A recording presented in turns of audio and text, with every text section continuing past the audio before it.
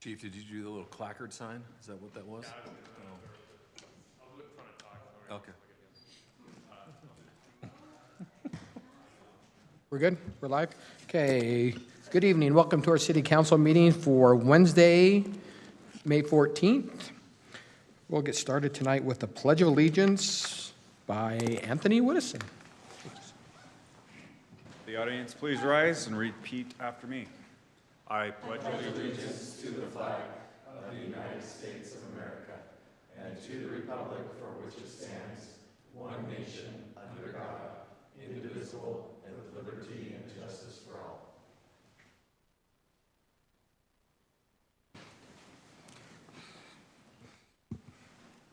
Thank you, Anthony.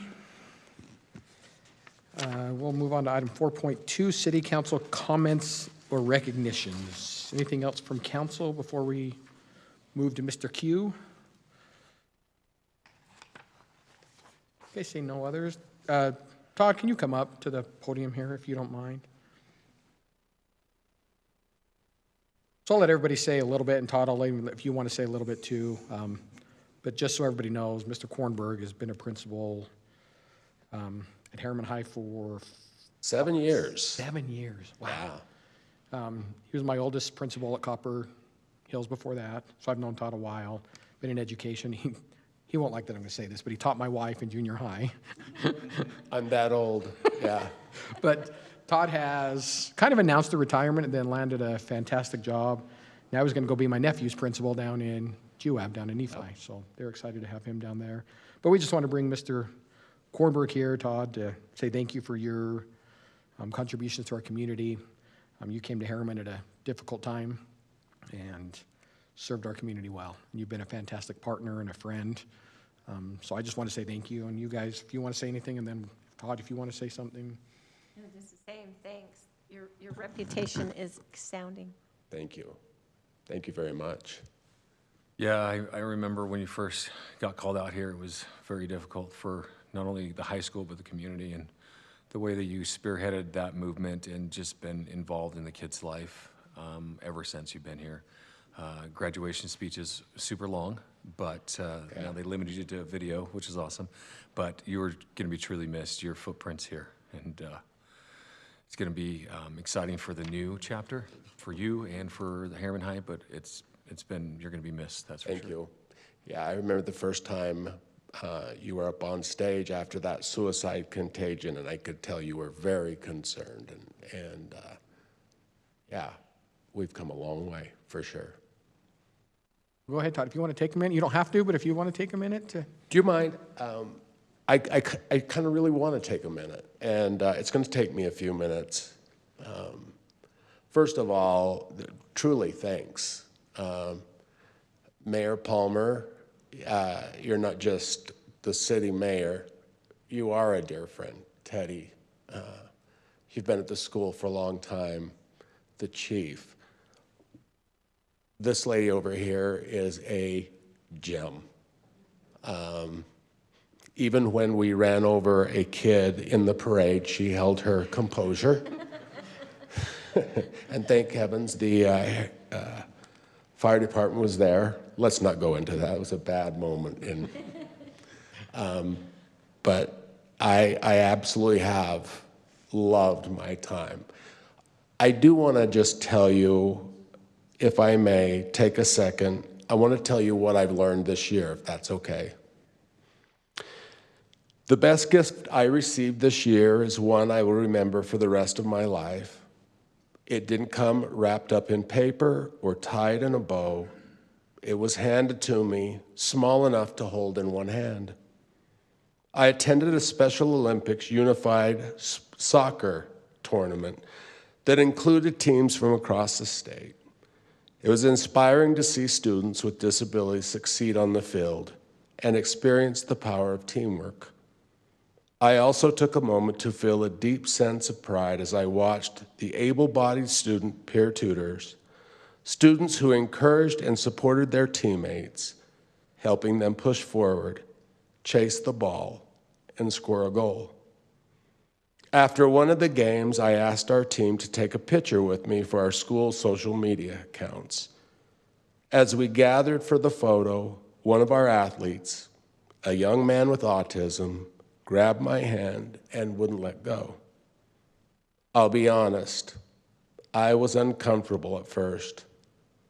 As a principal, I've spent my career being mindful of professional boundaries, yet this young man held my hand tightly, and I could tell the tactile touch was important to him.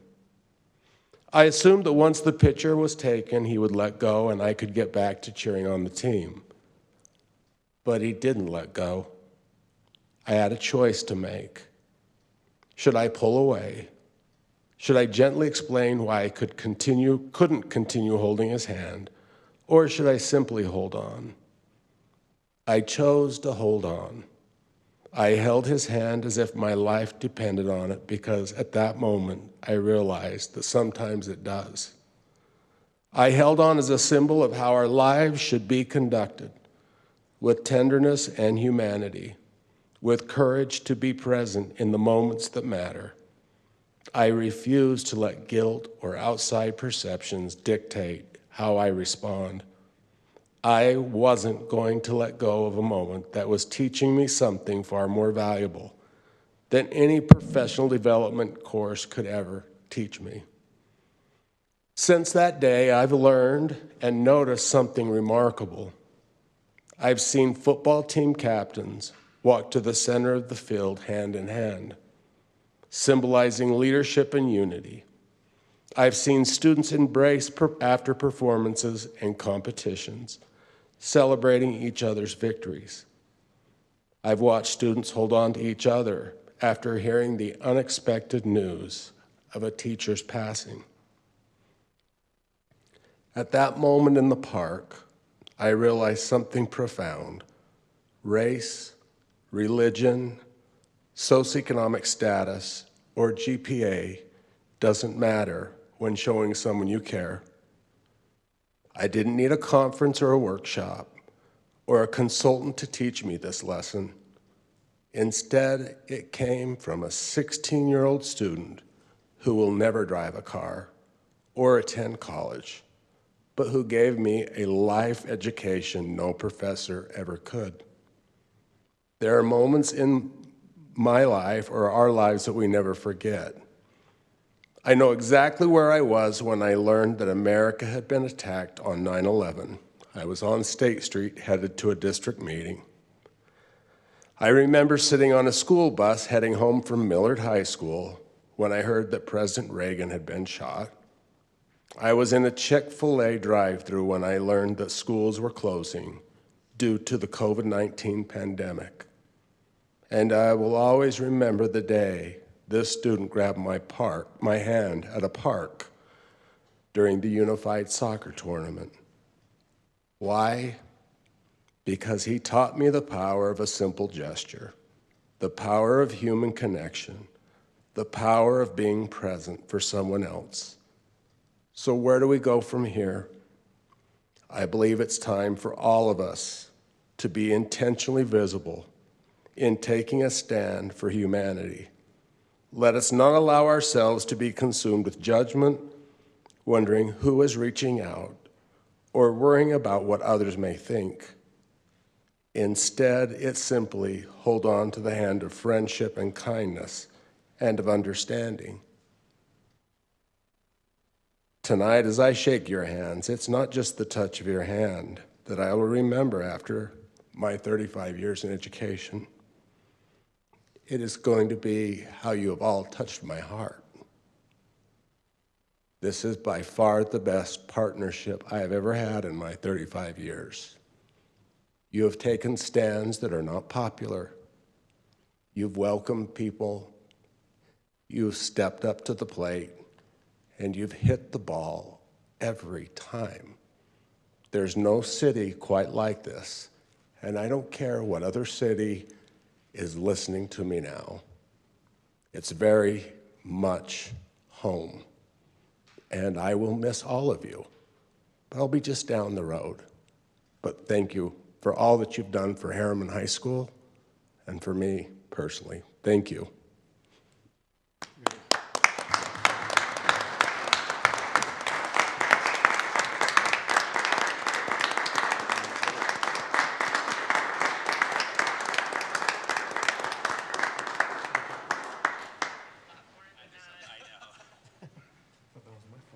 And Jared had to listen to me blubber through last year's graduation.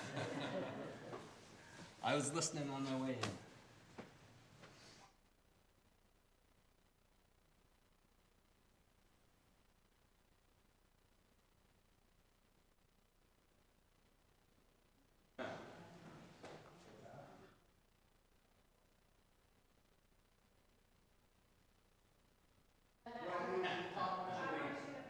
I'll send it to you.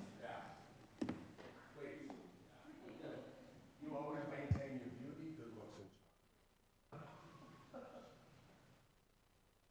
1, 2, 3. That'll work. love you guys. Yep.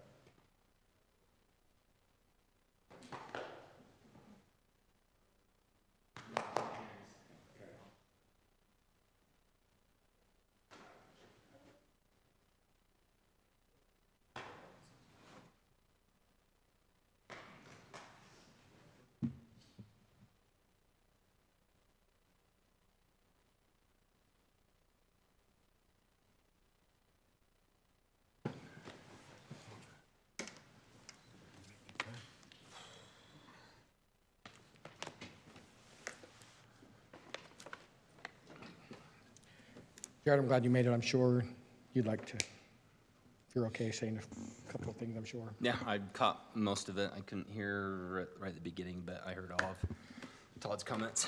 God, I haven't gotten emotional up here in a long time, but I just might. You've made a huge difference, not just for that school, but for our community. I mean, all 3 of my kids have gone through there. My youngest graduated last year. I'm just gonna mention this one thing because I will start bawling, because it's about my kids. Just one small note of what Todd has done for not just the school, but the kids that he really cares about. And I don't even know if you've made the connection that Josiah is my son. I kind of stay at an arm's length from everything. I don't cross over those lines. When I go to things, I'm just dad and I'm in the background and I never go in and do any of those things. So I don't even know if you've made that connection over the years, but he's had his dreams ripped away from him with a head injury and whatnot. He's reeling from it this last couple of months. His high school coach asked him to come help coach the playoff game last night, which might have contributed to the result. We'll see. It didn't go the way they wanted. But when I got home, I was coaching another game. I just came from a game. I apologize. Was coaching a bunch of 9-year-old kids out there tonight. But he couldn't wait to tell me about his conversation with Principal Kornberg, who he couldn't believe remembered who he was, and that he took the time to seek him out afterwards. And when Josiah told him a little bit about what was going on, Todd's genuine concern, support, and offers to help him, really made all the difference. He went on and on about last night. He's texting me today, what do you think about this? Should I call him and should I talk to him? Absolutely. So, just one small snippet of just one kid who doesn't even go there anymore. He graduated last year and makes a huge difference. And he's done that for countless kids, not just the kids, but I know parents, I know staff members, etc. To a person, they would all share similar stories. So just fantastic. I can't thank you enough.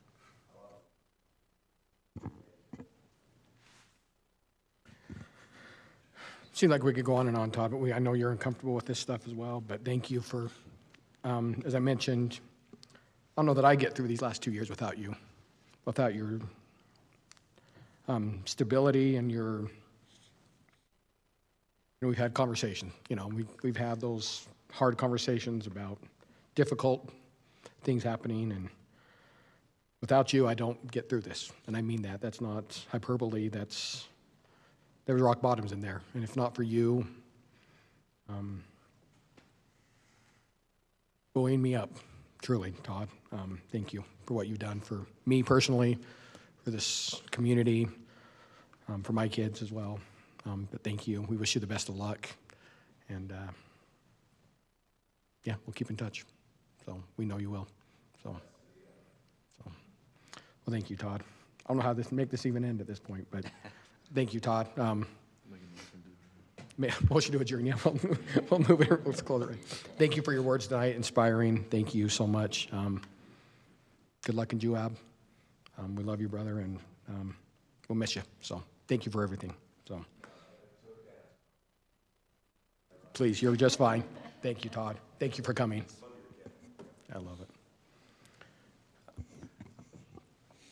I will mention briefly, too, Mr. Kachiver, who was going to try to be here. Something came up last minute. He is the principal at Mountain Ridge. Is also retiring this year, so we're losing both our principals at the large schools here.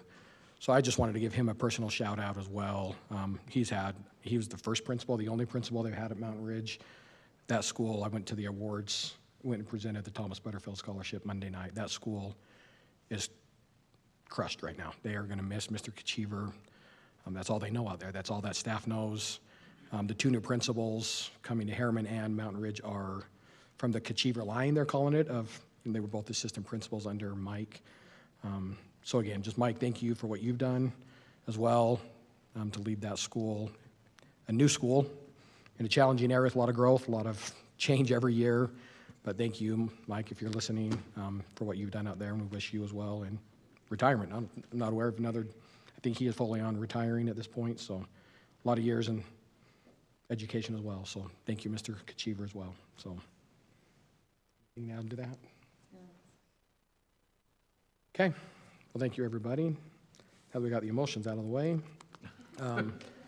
we'll go now to item 5 tonight, which is our public comment. Audience members may bring any item within the city's purview to the city council's attention.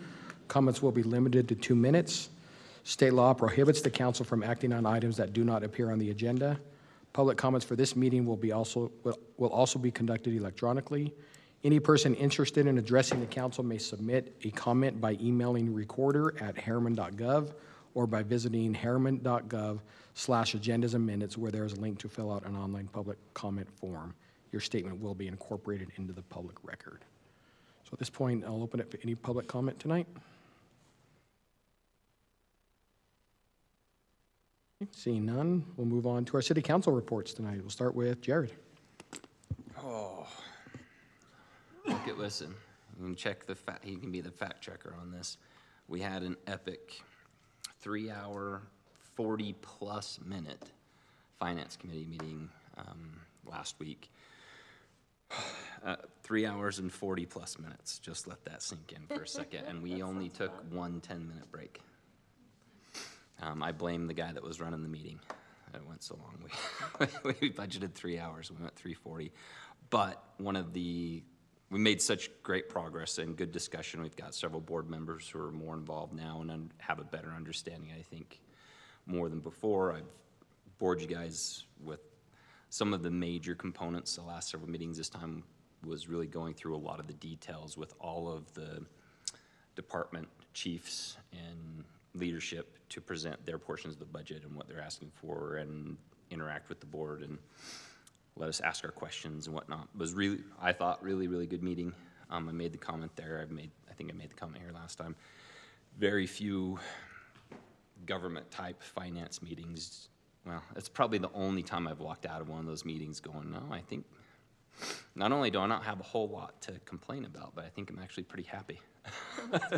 The thing that if you can picture this, when, I don't know if you grew up with a certain age, those of us that are graying or balding at this point, my wife told me that whenever you come home from like a city or fire or police meeting, we were talking about money, it reminds me of when my dad was balancing the checkbook. There was one, Saturday a month where he would sit at the table and balance the checkbook, and Mom would say, "Dad's doing the bills," and everybody would run and hide. She's like, that's how I feel when you come home from one of those meetings. I can say that that was not the case this time. We made really good progress, some kind of sea changes from the finance level of the organization that I think are going to be really good for us going forward. So I detailed all those for last time. This was going through all those. For the Finance Committee made a recommendation based on all those presentations, a couple small little changes, but it'll go to the full board for presentation, and then we'll look to pass it, I think, the first week of June or so there. So couldn't be happier with the progress that we're making on that front. Thank you, Jared. Appreciate your work on that. Teddy? Yeah, just a quick little update. We had our Jordan Basin Improvement District meeting last month. We have another one in about 2 weeks. We got updated on all our projects. We were ahead of schedule on 134th. That's why it's back open now for your eastbound traffic onto Bangerter. They've opened that up just, I believe it was late Monday night, that new traffic pattern. So all those south siders in Herriman can get off at 126 and make my life easier? Yep. For the short term, and then they'll be redoing traffic again. There's not a planned closure on that for a while, not in the Jordan district anyways. 118th project's coming along pretty good, on schedule as well. Red Pine, I think it is, that's doing that project. They're ahead of schedule, so we'll have an updated opening on that, or completion anyways. And then there's several other projects happening, and you'll see those pop up. I know that Herriman itself, we have a city construction map online that's interactive. So if you're wanting to know where projects are and timelines, take a look at that. That's my only board meeting update. We did also have a wonderful event last weekend, the Health and Safety Palooza. Was amazing, and thank you staff for that. Fire, police, you guys did awesome as well. I know the dogs came out and played, and then we had great citizen support on donations and bikes, and there was a lot of happy kids that day. All around, it was perfect weather. Yeah, the Friends of Herriman did a knockout job on that.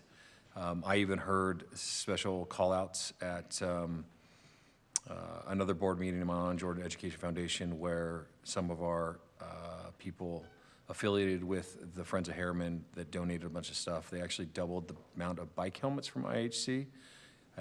So we had 2,000 giveaway, and by the time 9:30 came around, they were gone. So it was amazing. So, and there was some individuals in Friends of Herriman that were very well thanked and very well appreciated for their talents and efforts in that. So thank you for that. So, Thank you, Teddy. Sherry? Just Wasatch Front Waste and Recycling. They did vote to go ahead and do the monthly billing, even though the cost will be pretty significant. So the first of next year, then things will switch to monthly billing. We did get back the RFPs. 2 companies responded to the RFP, and I would just simply say that based on everything that we've evaluated so far, it makes sense for us to approach Wilfred and ask, to start having conversations about an exit strategy. Are you guys good with that? Our next meeting will be on Monday, and so if it's okay with you guys, I'd like to just report back to them that I think that we need to move forward on finding a way to provide our own service, especially with the information we received for Transjordan, possibly becoming a member of Transjordan, and looking at these RFPs. I just think that that's the best direction for our citizens. Obviously, we need to have those discussions, look through the details and things like that, and make a formal decision. But I'd like to approach them now and start asking how, because it's not going to be super simple to leave. And so I'd like to start those conversations now, if that's all right with you guys. Okay. That's my report. Perfect. Thank you, Sherry. I will just mention that I have been asked, kind of in a dual role, as a growing city, but also as my position on the league board, to sit on. They've created, we've talked about, there's a state housing plan being put together right now.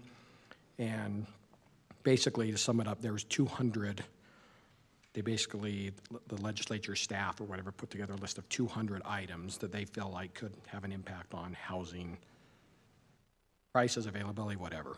But now they broke that into 5 work groups, And I sit on 3 and maybe 5, number 3 and maybe 5. One is just housing in general, just regular market price housing. There's one, group 1 is for super low, almost homeless, that level.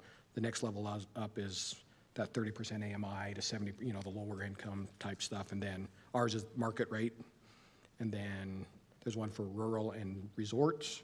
It's 4, and then 5 is infrastructure group. So 5's still kind of getting up, but I sit on 3 every week. That's a weekly meeting now.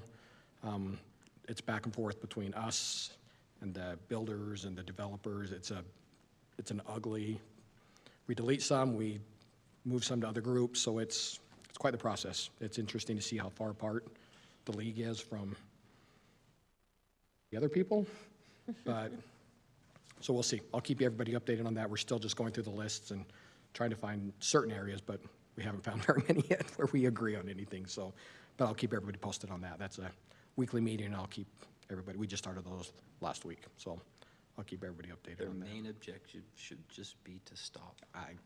Enough with all of these things and trying to think that government's the solution, because it's the opposite. And I will say, that was the first message the league sent to the, to the members, really, was us as cities, I think we're exhausted, right? Every year, Yeah, it's the everything they're doing same. is making it worse. Just take And that's what they're saying, just let it go. But the state now with this housing plan coming, like, we can sit back and say, but the state's moving, to Cam's point, like, the state's moving full speed ahead. So if we don't stay engaged, even as exhausted as we are with this constant, so we're trying to stay engaged as much as we can. So there's some strategies going on. We have a weekly strategy session too to talk about those meetings before we get in, so. So you have 2 We'll meetings see. every week now. Yeah, yes. Good luck. Yeah. Appreciate you nominating me, Sherry, for that. So. Yeah, you're welcome, no problem. I will just say too, I forget, I always forget to do this in the recognitions of comments, but we've been doing, been to a few Arbor Days with Trent and staff. Just what an amazing job Trent does. Our arborist just does a phenomenal job.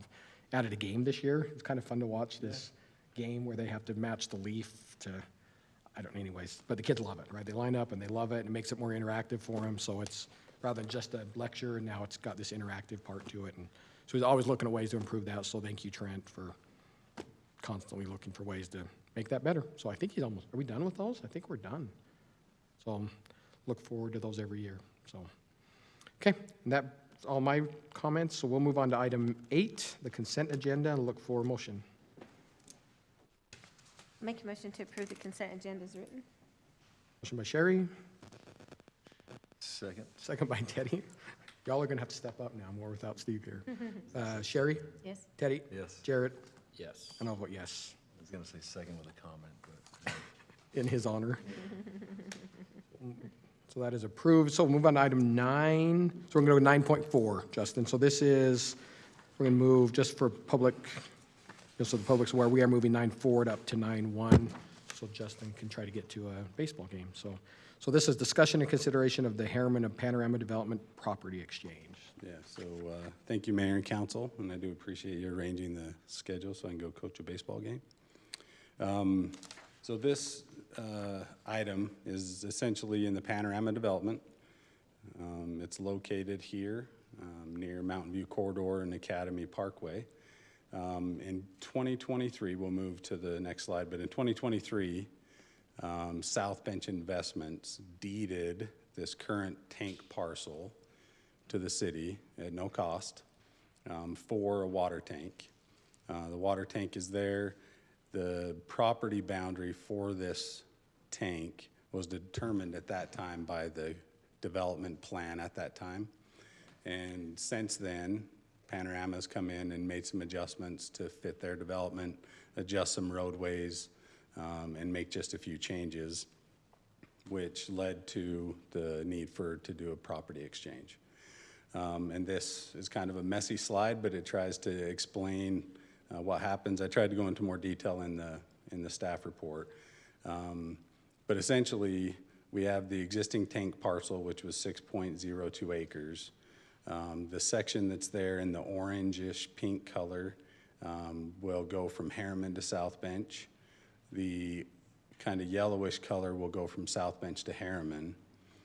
And then the blue color will go from Herriman to the Panorama Development. so that they can then build a road and then deed that property back to us with the dedication of the road.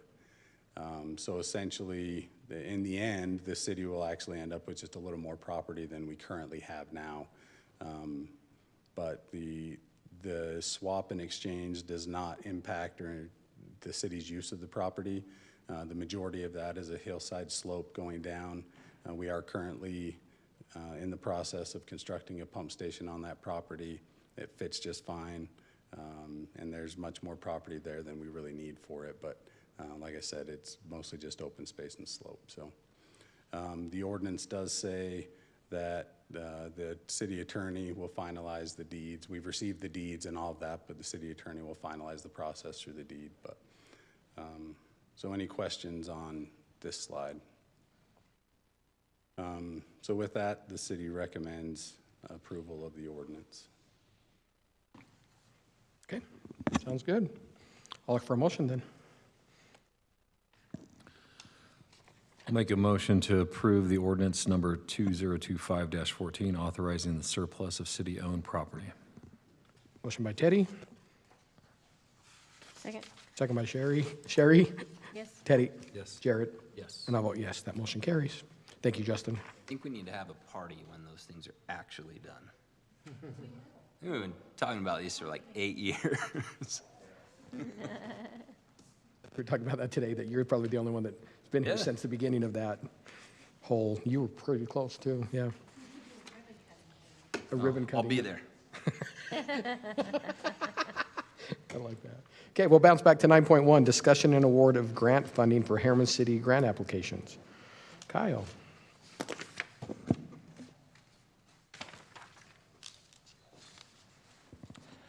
Thank you, Mayor and Council. Earlier this year, the city did solicit applications for the city's grant program, which is designed to promote and fund community-driven projects.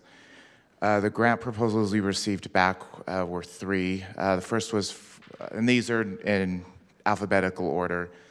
One request was received from Friends of Herriman for $95,000 for their Parks, Arts, Trails, and Culture grant application. At Nurture Nest Lactation Care also submitted a request for $5,000 for lactation services outreach for Herriman and surrounding areas. And then the third one was from South Valley Performing Arts for $30,000 to help fund 3 productions that they're going to put on in the upcoming year. So as you can see, the total of that is $130,000. The amount that is in the 2026 budget is $90,500. And so staff's recommendation is to, for the council to award up to the $90,500. Of course, the council could award more and direct staff to bring back alternatives on where to cut to fund that additional thing. But our recommendation is to fund what's in the budget of $90,500. And that's it for my presentation, so I'm sure you'll have some discussion on this. Okay, perfect. Thank you, Kyle. I'll say I'm not interested in going above the 90,000 for sure. So I'll just start that as a base point. So then any other thoughts on this?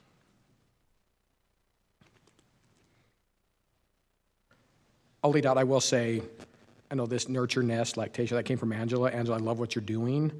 I don't know that it fits the objective, in my opinion. That one I love that goal, but I don't know if that it fits the objective of this, Maybe that's a place to start, is Do let's we have- review yeah. what the objective of these funds are, the parameters.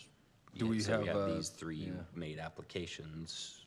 If you could maybe give us a little more background and info. What is the purpose or the title of the grant? Like, what is that definition or description of the grant?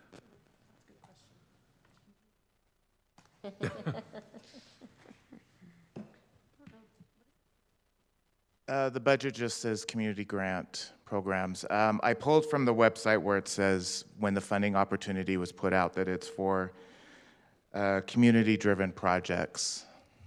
The grant funding would be awarded based on that, but I didn't see on the website necessarily any detailed criteria, but I'm not thoroughly knowledgeable on it. We kept it pretty generic, and the application's very generic as well.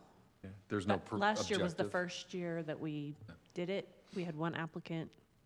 We didn't make any changes this year, and that's what we had come back to us.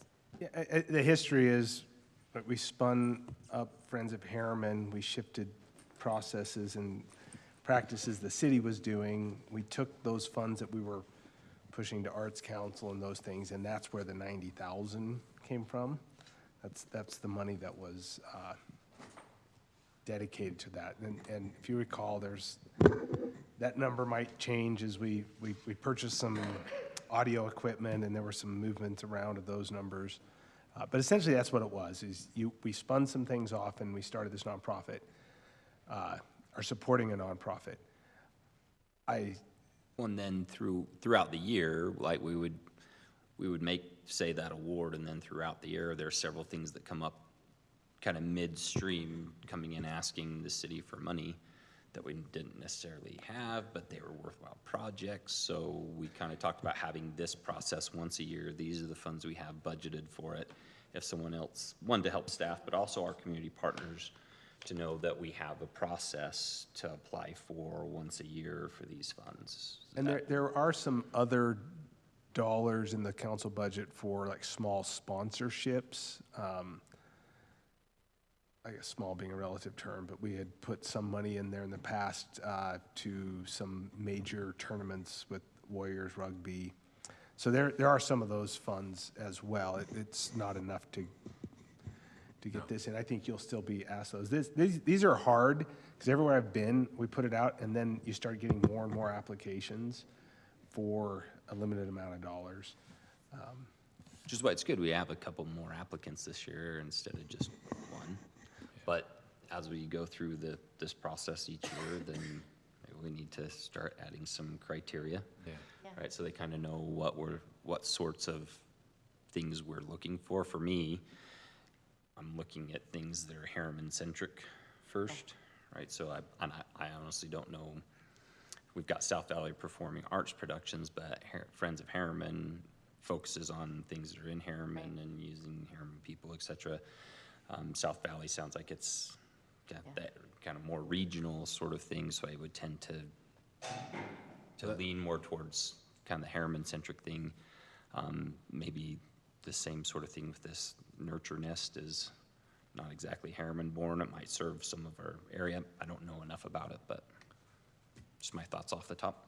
Yeah, I know, so Friends of Herriman is obviously our nonprofit, but I know that they're still regional when you're talking arts and culture stuff. South Valley is also a Herriman-based program, but it does, even their productions or whatever would still have outside people, same as the Herriman, Friends of Herriman. And I'm not trying to, I would say even in their applications, it talks about, because Friends of Herriman is, everything's happening in Herriman, where South Valley, their goal is to be South Jordan, work with all the cities. So I think they do have a more regional. Correct. And if I could say, the only thing I would say, to Jared, to kind of go down the same line you are, I think I can get with the South Valley group. I think they're more in line for like TRCC type of funding. I think TRCC looks for more regional type stuff. I think they're a great fit for a track money. And I'm sitting on the track board. I think if they were to ask for 30,000 from track, those small amounts usually go pretty quick, to those people. So I think there's a way we can still find a way to support them without it being out of this bucket, if you will. Yeah, So. I agree. I do have a question about the Nurture Nest. The idea was just that whole thing was to be focused just on Herriman people, right? Okay. It did say Herriman and surrounding areas in the application, so I don't believe so. Okay. That would be if it was focused on Herriman, I wouldn't mind having something besides just Friends of Herriman that we could diversify a little bit and give money to, but it would need, in my opinion, our budgets are so tight, and for sure don't want to go over 90,500, and I think it has to be focused on Herriman. I think that's what's nice about not having like strict criteria too, is it gives us the latitude to figure that out. It makes our job harder, but. But maybe part of the criteria just needs to be that it has to be money focused only in Herriman. It can't be for a regional purpose. Because Just give the people who are applying more of an idea of what we're looking for, so. Yeah. And not, say if it's focused on Herriman, that can be regional things that affect us or benefit us, et cetera, so we can work on some wording to Yeah. kind of help with that. Help guide them. Well, even the arts and those kind of things, those bring in regional people, but they are In promoted Herriman. here Yep. in Herriman. They bring people to our community and then send people home. Okay, So- sounds like we kind of have a consensus then. Are you thinking of 90,500 just to Friends of Herriman? That's my thoughts. I think they've got they did a lot of matching money this year that they've doubled that just with one grant for the bike. It's a $125,000 grant total. It was 260,000 and change. Yeah. Refresh different my grants. memory, how does the 90,500 compare to what we did last year? It's the same. Almost That's what I thought. similar, yeah. And they did well with it. They went and got matching money. Which was the intention, right? 100%. To enable them to go do that, and the people that are involved in the community can drive it and whatnot, so. And they requested more last year and still made, I think they requested they 120 or requested, something. and so we came back. Last year, they and requested 115. 115, yeah. but they did well with it. They added programs this year. I thought they did They've well. done well. And we've held them back from what they really could do just because of our lack of space. Right. They've wanted to do more, but we've had to say, you have to wait till we get the community center ready. Nice. And I would say to all the groups, thank you for everybody, what you're doing. And again, Bethany, and if you're listening, please reach out. Let's get you on the TRCC application. I'd love to help you walk through that, because I think that's and talk to Wendy too, Bethany, but I'll reach out to her after as well, so. I mean, Even- I'd even love to give like a consolation prize, even if it's like $500 for each applicant, but that detracts from, I mean, it's pennies, but I don't know. Yeah, I mean, for this year, and that's the thing, I hate to just Say no. say no to others, but as we refine our process, I think it will help a little bit, but for this year and the point in the process that we're at, trying to get this going and rein in kind of how much we do for this.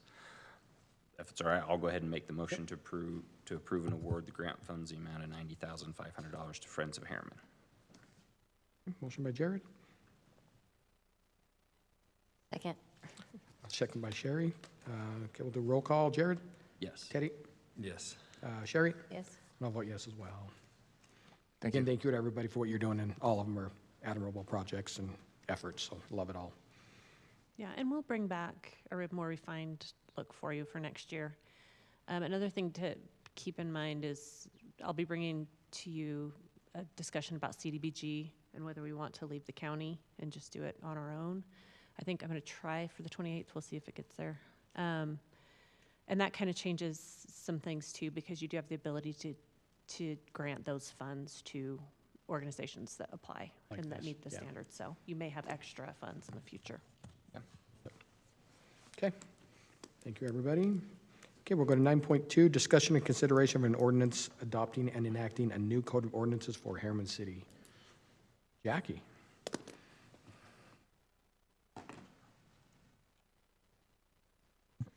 Good evening, Mayor and Council. So in 2022, Herriman City contracted with Civic Plus to start a recodification project of the Herriman City Code.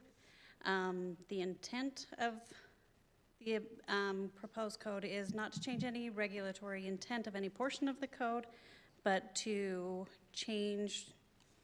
remove any redundancies, update state law references, and have consistent numbering throughout the entire code. We did take this to Planning Commission last week. They did recommend on Title 10 approval of the ordinance to recodify the code. Staff prepared a chart on the staff report, kind of going through the changes because the new code with the new numbering, it's not like it was, the underline was added and everything was stricken, was being removed. So I went through and kind of did that for you. If you wanted to go through each of those or had any questions about any specific ones, I'm happy to go through any of them, or if you have any other questions for me. Big thank you for the document. You're very you welcome. did. It was a heavy lift, To give apparently. Jackie more credit, they did not provide any red lines of the changes that they made. So Jackie had to go through, look at our old code, look at what they were proposing, and find out what exactly they were What did we pay him for?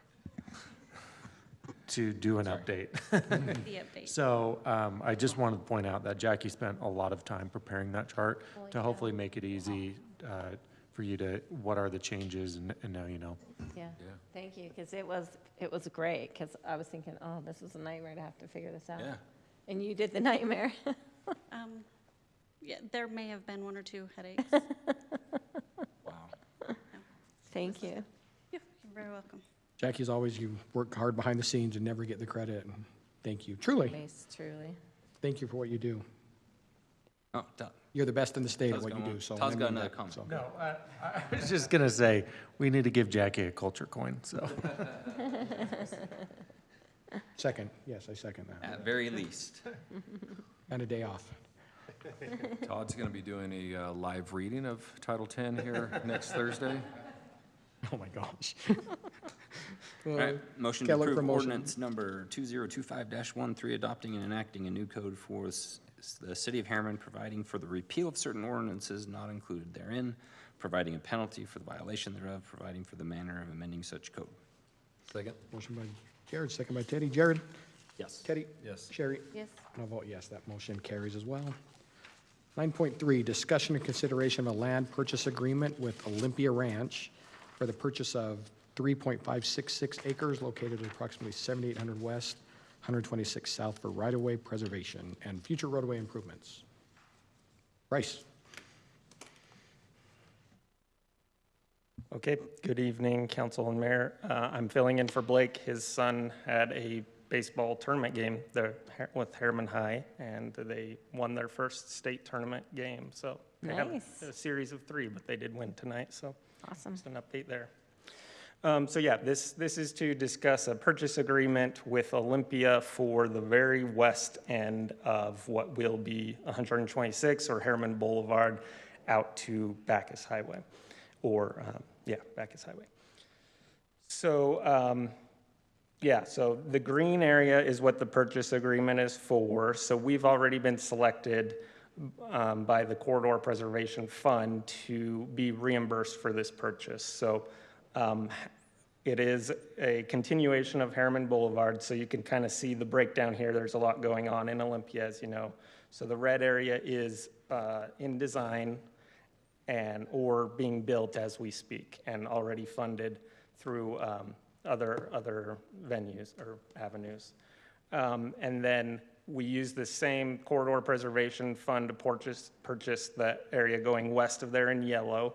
And so we've already acquired the right-of-way, but it hasn't been built yet. The Olympia PID will build that road and is looking to get a little bit farther on that as well once the area to the east is built.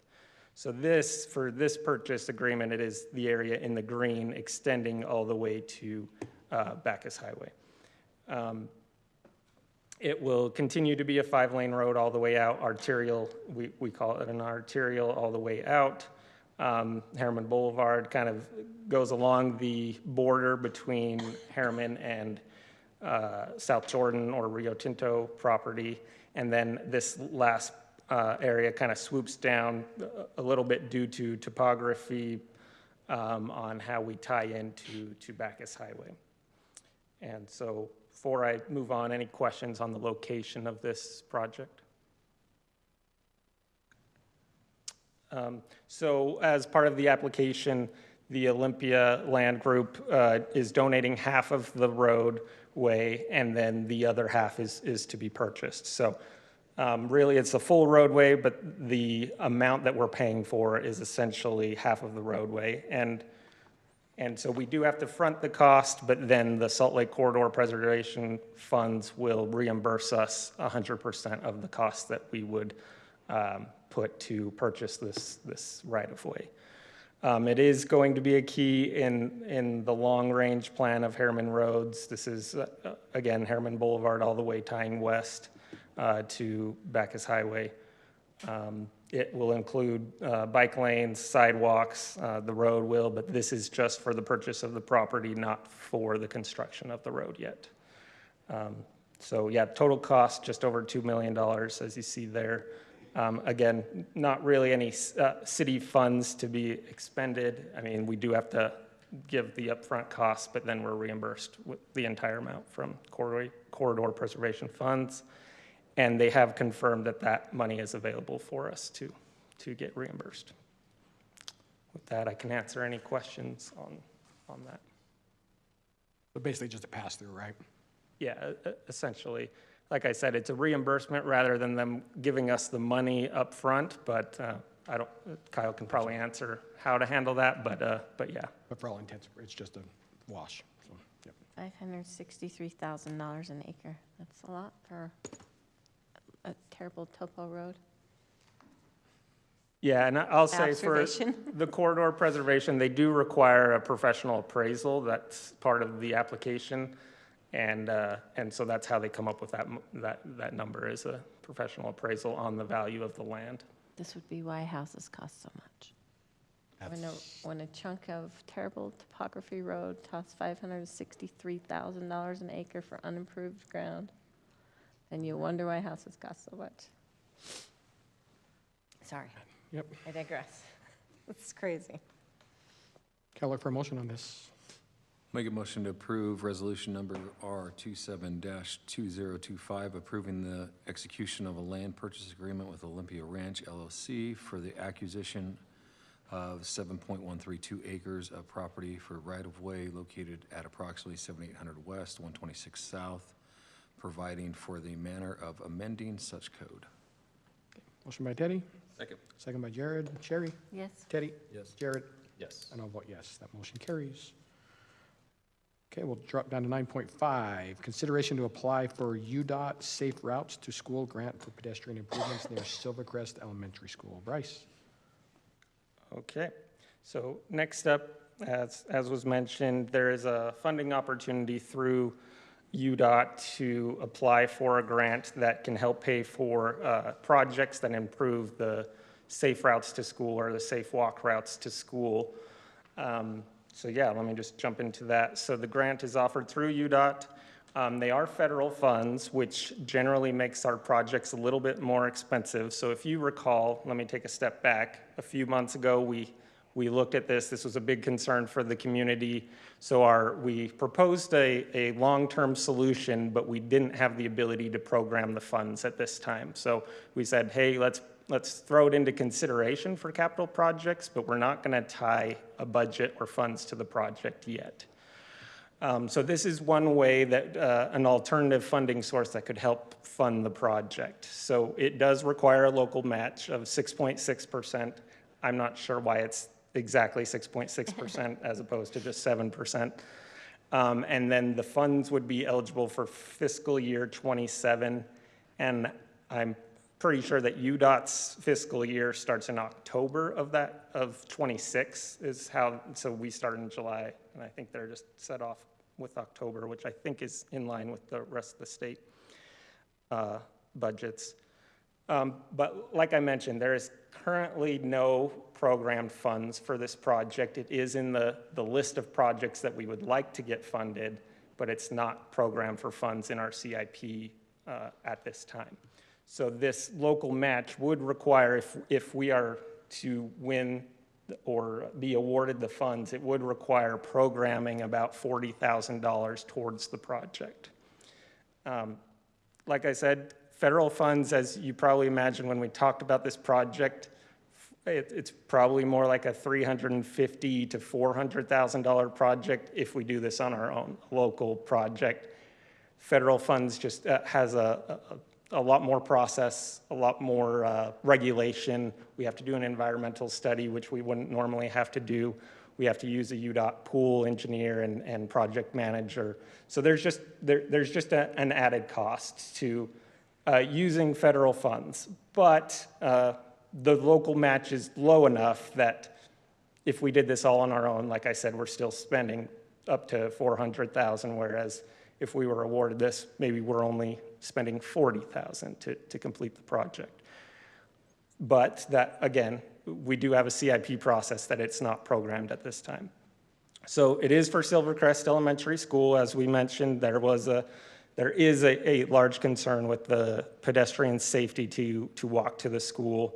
So this would be to implement the recommendation that engineering had on a long-term solution, which would be a new raised median at the intersection of Herriman Main Street and Herriman Rose, installation of new RRFBs, or rectangular rapid flashing beacons, modification to the existing median, and then a sidewalk connection north of the rec center. And I'll show you that on the image here. So that's the median that we've talked about. It will limit the access out of Herriman Rose.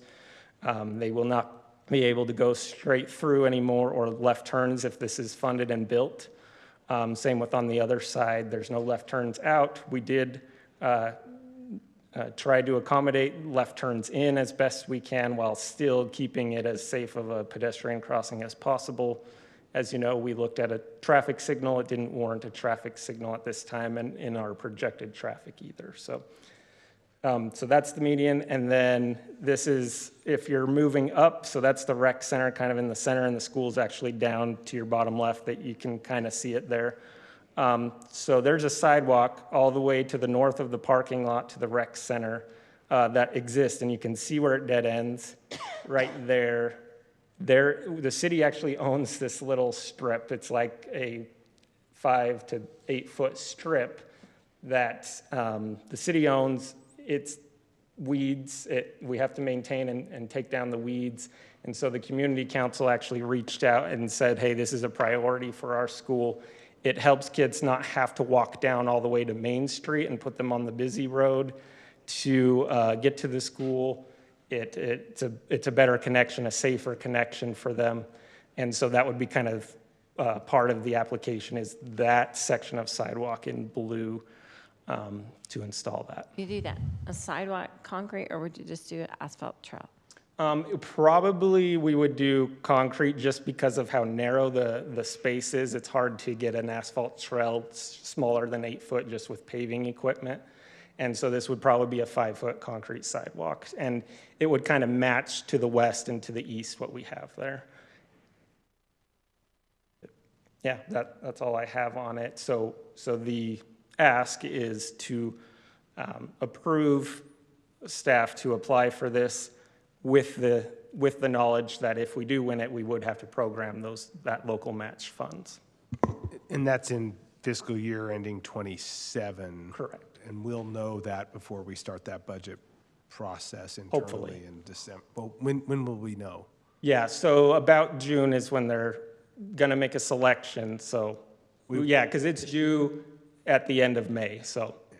Yeah. So we would have it in order when you start your next budget process, when we start our next budget process internally in November, but you start talking about it in February and stuff, we would already know, so we could program it in at that time. Yeah, exactly.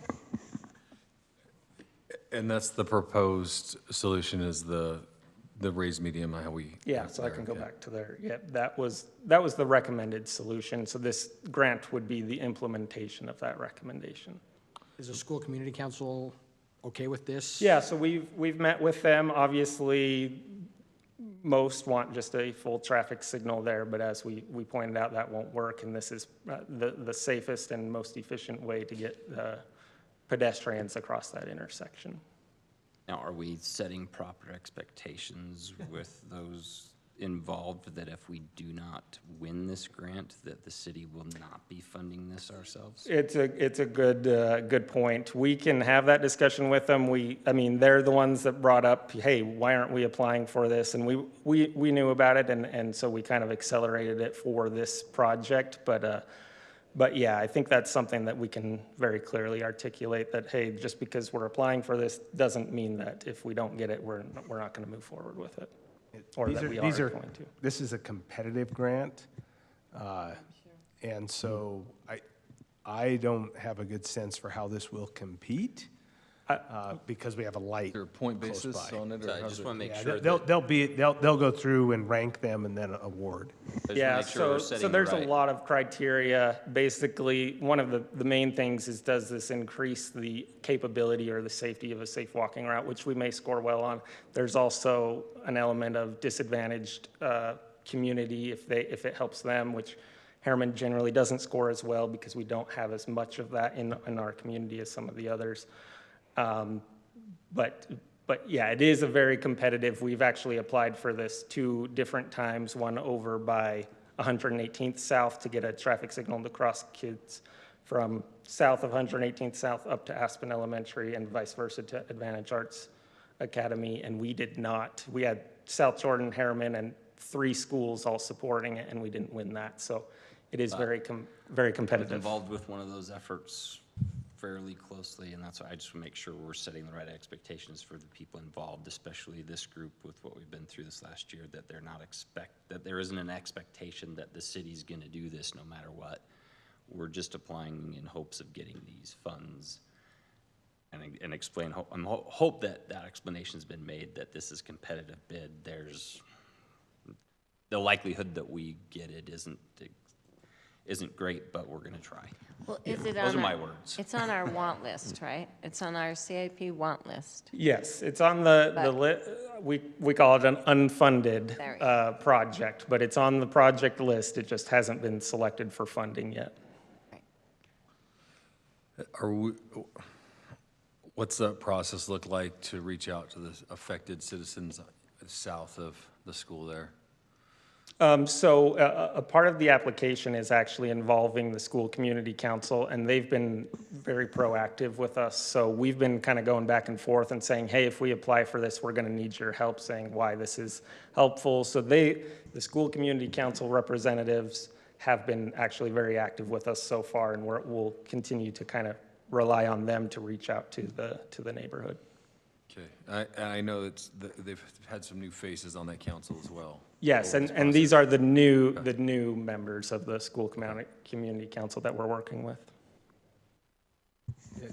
I think part of this process actually is also because we're going to be changing a movement at that intersection. We'll be understanding the people who've come to us right now are concerned about the crossing. We'll have the When we other do side this, as it'll be well. those who are concerned about Yep, the yeah, vehicle turn. movements. Yep. Yeah. And so we just need to be prepared for that because that group has not been engaged at this point. They haven't. This hasn't been an But option. even at the meeting, when I made the comment, we should just put the median down the whole thing and it'll solve the problem. You're not gonna turn right or left out of there. And there was definitely A bit of hesitation there, right? Yes, they did not want that to happen. So yeah, you're absolutely right. It'll affect some people one way and another. People will be upset. Correct, yeah. Hypothetically, this gets funded, we get this process, it goes through notice and public comment and all that stuff, or is it just a CIP project, we move forward with it? Yeah, there wouldn't be, there's an application and there is some feedback within the application from the school community, but beyond that, that would be, yeah, if we get selected, that's us saying we're ready to go on this local match. I think we'd still go through our process and try to work with and educate that group, but from a safety standpoint, the straight across movements, those left movements out of those side areas, those are problematic. Yeah. They just are. That is an ocean of asphalt to cross in a car. And you don't have good visibility, and there's people Those coming a left-hand lot of turns, different yeah. directions. It's a terrible place to turn in and out of. Would this update the safe walk route at that point, or would that be an evaluation by? That would be an evaluation as we build it, as we get the funds and making sure we have enough funds to accommodate a safe walk through there. That would be a decision that would come later. So I wouldn't put that decision up for, or Yeah. make any decisions now until we. And I'd assume there may be some traffic speed reduction, some relighting of that area. Yeah, so some of those if the other- school route would, moved back to this intersection, that would require some speed school zone signs that bring it down during the crossing times, yes. Yeah, I think even at the end of the day, this is the best decision to make for this intersection, because it is It's still, yeah, terrible to pull in and out of it. Agreed. they're amazing, yeah. I'm hearing we're okay moving forward with the application. I think that's a small price to pay for a possible safe improvement to Yeah, safety. I mean, it does, yeah, absolutely, why wouldn't we Well, apply again, for a grant, right? Yep, Again, we're looking at this as a school-safe walk route, but not only that, it's after hours for rec center, for library, for field And space, for, In our community meeting, I failed to bring that up. That was a part of the community's concern is, hey, yes, school's probably the busiest and the most active use of that, getting there, but the neighborhood moved there with the anticipation it being the town center, being able to access these amenities, the library, the rec center, restaurant, and being able to get there safely. So that has been stated by at least the community that showed up to the open houses. correct, awesome, thank you, Bryce. okay, look for a motion then. Motion to authorize staff to apply to the UDOT Safe Routes to School grant to fund pedestrian safety improvements near Silvercrest Elementary. That would require 6.6% local match, approximately $39,000 to meet program requirements. Motion by Jared, Second? second by Teddy. Jared? Yes. Teddy? Yes. Sherry? Yes. And I'll vote yes as well. That motion carries. Last item, 9.6, consideration of an amendment to the reimbursement agreement for the Midas Creek Trail project. Bryce? Okay, so while John's pulling that up, about a year ago, we discussed the Midas Creek Trail reimbursement agreement. So this is a trail project that spans from 6,000 West or Mustang Trail Way to the future 6,400 West along Midas Creek. So that project included an asphalt trail on the north and an asphalt and equestrian trail on the south. And that's a continuation of kind of the Midas Creek Trail all the way to the Copper Creek neighborhood, essentially. And the equestrian trail goes to about that area as well on the south side of Midas Creek. So that reimbursement agreement was already executed. The change order that